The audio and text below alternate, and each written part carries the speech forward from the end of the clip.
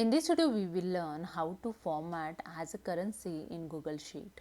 So let's start. Here I have some data. So this amount I am going to convert in currency. Select your column and go to the format option. Then here click on the number option. And here you can see in number have currency.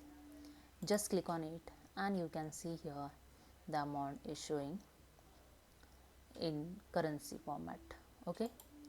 So here after the amount showing the dot 00 is decimal. You can, if you want to remove it, you can it. Just click on the decrease decimal place.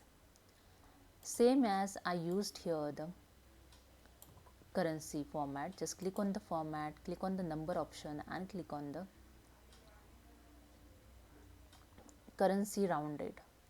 In this currency you can see $1,000 dot 12. It's a preview showing, and here only 1000 is a rounded amount showing here. Okay, so just click on it and here you can see dot 00. It's not showing, it's showing the rounded amount in this format.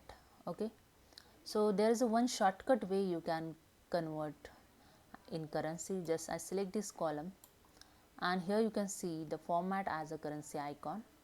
Just click on it, same as decrease the decimal. So that's it. So hope you understand. If you like this video, please subscribe my channel. Thank you so much.